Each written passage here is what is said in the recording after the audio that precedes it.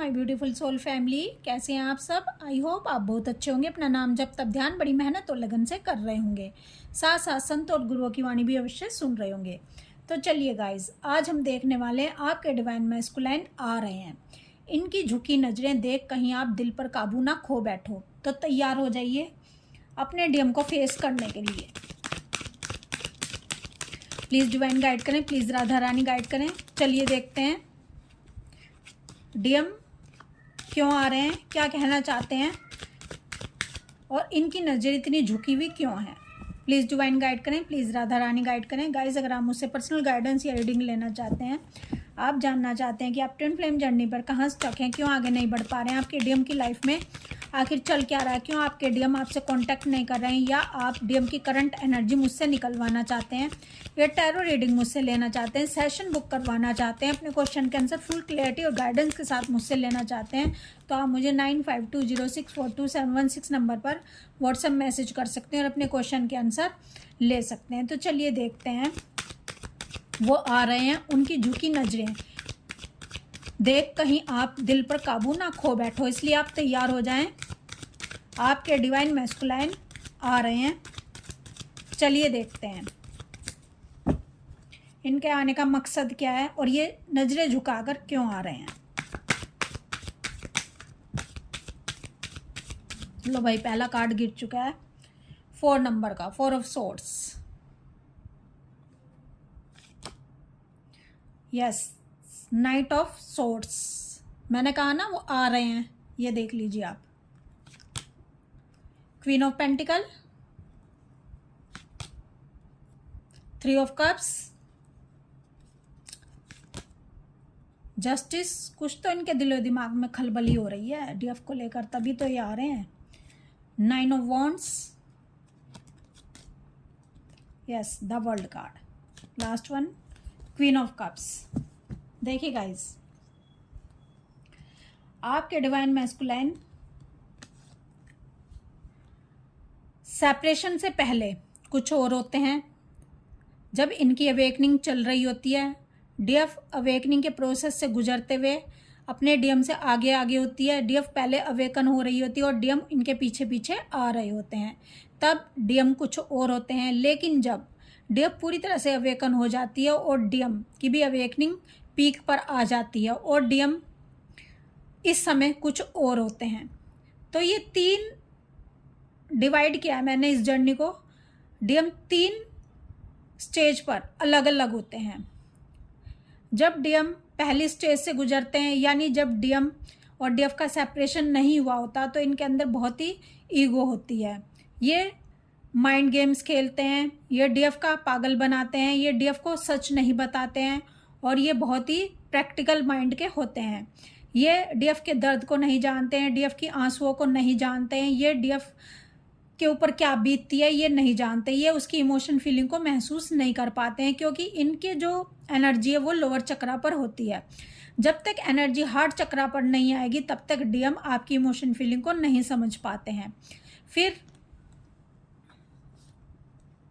दूसरे स्टेज पर जब डीएम आते हैं, तब डीएफ अपने चक्रास पर काम कर रही होती है और धीरे धीरे डीएम को भी अपनी डीएफ वाली इमोशन फीलिंग समझ आने लग जाती है। ये भी धीरे धीरे इमोशनल होना शुरू कर देते हैं, लेकिन ये पूरी तरह से अभी अवेकन नहीं हुए होते।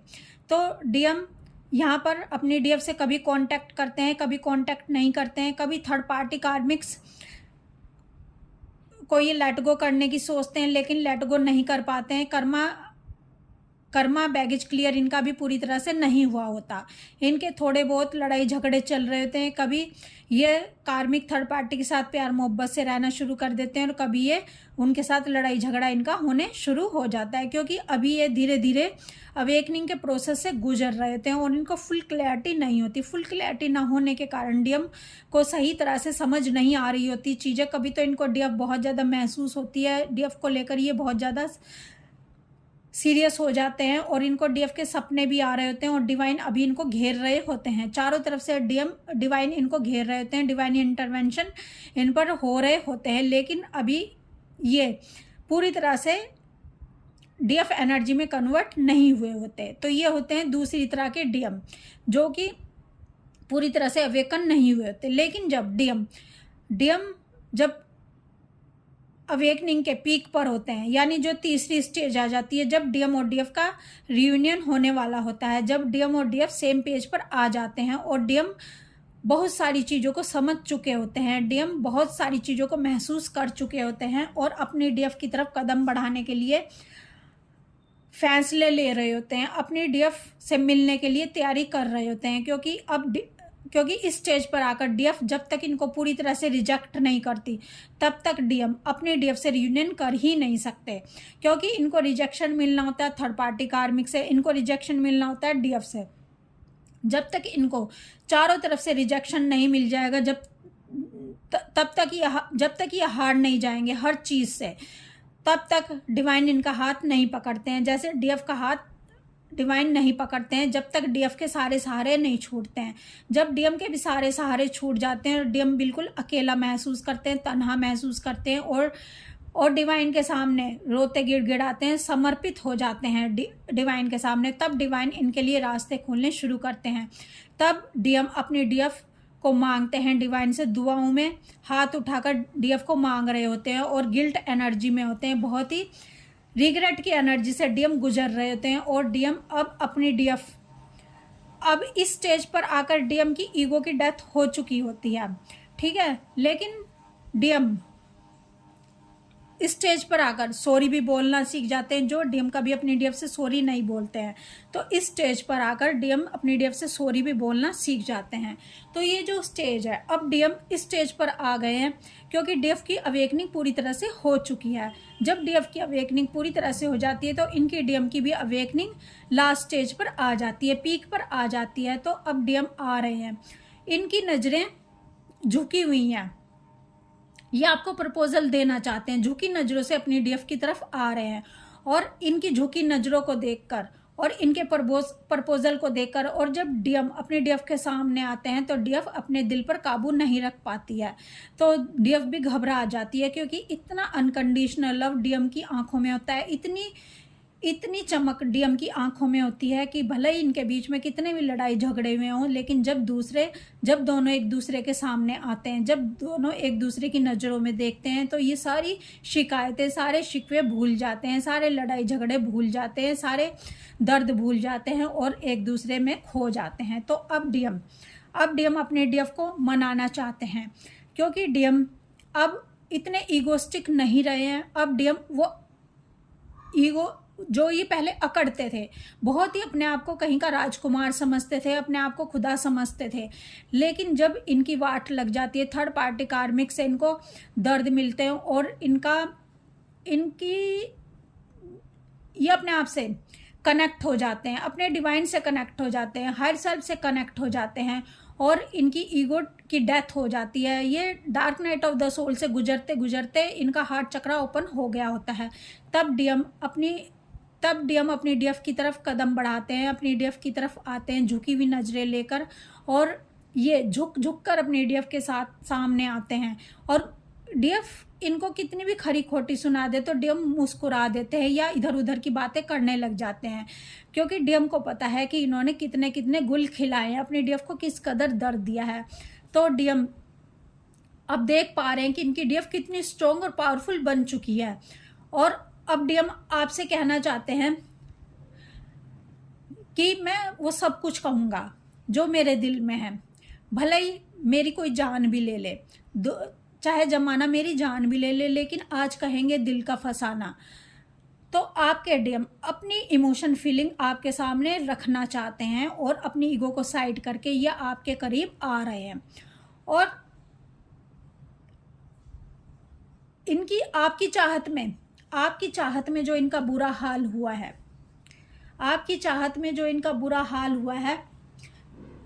तो आपके डीएम बताना चाहते हैं कि इन्होंने किन चीज़ों को फील किया है, इन्होंने कैसे आपके ख्वाबों को देखा है, आप इनके ख्वाबों में आए हो। डिवाइन ने बताया है कि आप ट्विन फ्लेम जर्नी का हिस्सा हो। डीएम को बताया जाता है कि डीएम ट्विन फ्लेम जर्नी का हिस्सा है और डीएफ इनकी कॉस्मिक वाइफ है, डीएफ ही इनकी असली पावर है, डीएफ ही इनकी शक्ति है। जो थर्ड पार्टी कार्मिक्स या इनकी गर्लफ्रेंड बॉयफ्रेंड जो भी हैं, क्योंकि यहाँ बात एनर्जी की हो रही है, यहाँ बात फिजिकल बॉडी की नहीं हो रही है। जो भी थर्ड पार्टी इनकी है वो कुछ समय के लिए इनके पास आई होती है, ठीक है, अपना कर्मा बैगेज क्लियर करने और इनको कुछ लेसन देने, इनकी ईगो की डेथ करवाने।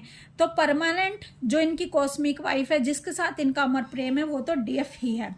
एक समय पर सारे थर्ड पार्टी, सारे कार्मिक्स इनका रास्ता छोड़ देते हैं, क्योंकि इनको भी पता है कि डीएम उनके नहीं है। डीएम अगर हैं किसी के तो वो डीएफ के ही हैं। तो अब डीएम को अपनी डीएफ की चुप्पी, नाराजगी बिल्कुल बर्दाश्त नहीं हो रही है। इनको पता है कि डीएफ कितनी भी स्ट्रॉन्ग बन ले ऊपर से, लेकिन कहीं ना कहीं इसके अंदर निष्काम प्रेम का, अनकंडीशनल लव का बीज तो पड़ा ही हुआ है। भले ही डीएफ कितना भी कोशिश कर ले कि मैं तुम्हें भूल चुकी हूँ, मैंने तुम्हें लेट गो कर दिया है, मैं आगे बढ़ चुकी हूँ, लेकिन डीएम इनको बताना चाहते हैं कि जिस समय मैं तुम्हारे सामने आऊँगा और मैं झुकूंगा तुम्हारे सामने, तुम्हारा हाथ मांगूंगा तुमसे, ठीक है, तुम्हें कमिटमेंट दूंगा, तुम्हारे साथ रीयूनियन करूंगा, उस समय तुम ना नहीं कर पाओगी किसी भी कीमत पर। तुम मुझे ना बोल ही नहीं सकती, क्योंकि तुम्हारे अंदर वो पावर है ही नहीं, तुम्हारे अंदर वो सामर्थ्य है ही नहीं कि जो तुम मुझे हमेशा के लिए रिजेक्ट कर सको। हाँ, तुम थोड़ी देर के लिए मुझसे गुस्सा हो सकती हो, ठीक है, मुझसे नाराज हो सकती हो, मुझसे थोड़ी देर के लिए दूर जा सकती हो, ठीक है, मुझसे स्पेस ले सकती हो, लेकिन परमानेंट तुम मुझसे दूर हो ही नहीं सकती, क्योंकि मैं वो होने ही नहीं दूंगा, क्योंकि तुम मेरी हो और तुम किसी और की नहीं हो सकती। मैं तुम्हें किसी और का होने ही नहीं दे सकता, ठीक है। तो आपके डीएम आपको प्रपोजल देना चाहते हैं, आपको झुक झुक कर आपके सामने आपका हाथ मांगना चाहते हैं, आपको अपना दिल देना चाहते हैं, आपको अपने दिल की धड़कनें सुनाने के लिए बेताब हो रहे हैं। और जिस समय ये आपको अपने दिल की बातें बताएंगे कि इन पर क्या गुजरी है आपके बिना, तो आप भी इतना इनका एक्सप्रेस करना, प्यार का इतना एक्सप्रेस करना, आप भी दंग रह जाओगे कि कैसे डीएम अपने प्यार को एक्सप्रेस कर पा रहे हैं, अपनी फीलिंग को आपको बता रहे हैं। क्योंकि अब इनका जो थ्रोट चक्र है वो एक्टिव हो चुका होता है। थ्रोट चक्र डीएम का एक्टिव नहीं होता, इसलिए डीएम अपनी इमोशन फीलिंग नहीं बता पाते। डीएम कहते भी हैं कि हमें नहीं पता कि कैसे हमें अपनी इमोशन फीलिंग को बयां करना है, मैं यही काम नहीं कर पाता कि मैं अपनी इमोशन फीलिंग तुम्हें नहीं बता पाता।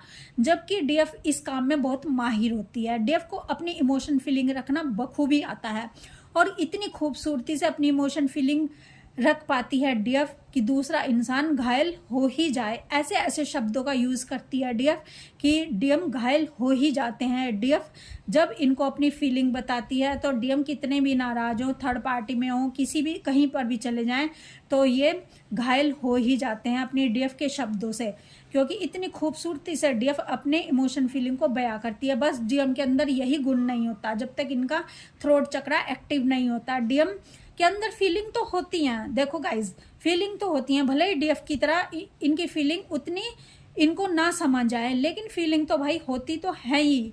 लेकिन डीएम बयां भी नहीं कर पाते, डीएम एक्सप्रेस नहीं कर पाते उन फीलिंग को और इनकी चुप्पी लग जाती है।